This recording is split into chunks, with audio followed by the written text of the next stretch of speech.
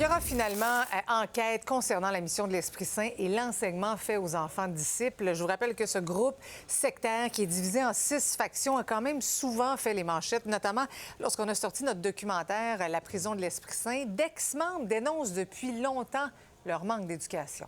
Je suis vraiment contente qu'il y ait enfin une enquête qui se fait parce que ça va pouvoir mettre au grand jour ce qui se passe pour les enfants. Je suis vraiment contente d'avoir participé au documentaire parce qu'il faut vraiment que les choses changent. Il faudrait que le gouvernement s'assure de l'éducation parce que ça brise des vies.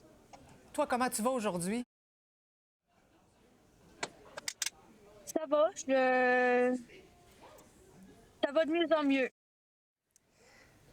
Avec moi pour réagir, la députée libérale Madoua Nika Cadet, porte-parole en matière d'éducation. Bonsoir. Bonsoir, Mme Bergeron. On vient d'entendre Mila Rose, qui a passé 14 ans dans la mission de l'Esprit Saint. Elle n'est jamais allée à l'école de sa vie, n'a aucun diplôme, des séquelles pour le reste de ses jours, fort probablement. Puis des enfants comme ça, il y en a plein d'autres. Est-ce que c'est si compliqué d'agir auprès des sectes?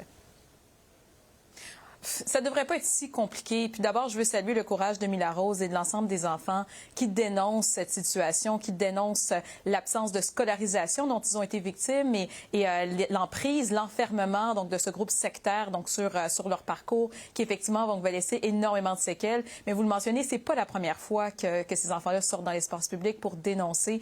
Et le gouvernement est au courant de cette situation depuis des années. On se souviendra de la réaction du premier ministre du Québec il y a 6 ans, lorsqu'il avait été mis au courant de la secte de la mission de l'Esprit Saint et qui promettait d'agir déjà. Donc, on est 6 ans plus tard et enfin, on a le début d'une enquête donc, qui sera lancée. On espère donc qu'elle le sera véritablement.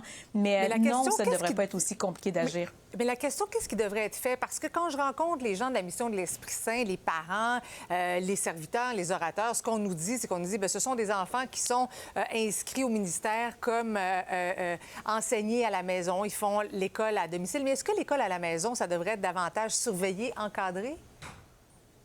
Mais tout à fait. En fait, techniquement, donc ça devrait déjà l'être, parce qu'on le sait, la loi sur l'instruction publique, à son article 15, parle déjà donc des dispenses à l'obligation de fréquentation scolaire. Et parmi ces dispenses, donc on retrouve, oui, donc le droit de pouvoir aller fréquenter l'école à la maison. Donc c'est un droit et dans la majorité des cas, ça se passe bien.